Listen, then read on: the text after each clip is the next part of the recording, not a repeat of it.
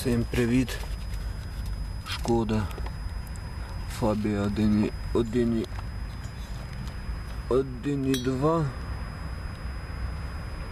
1.2 жор масла. Не знаю, чи вийде показати. Бачите? Сальники поміняли, а клапан направляючий болтається.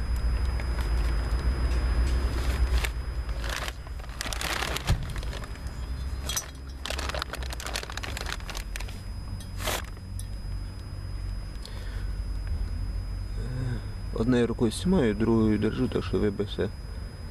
Дивіться. Ось так болтаються клапана. Через один. 3 циліндри. Ще хочу звернути вашу увагу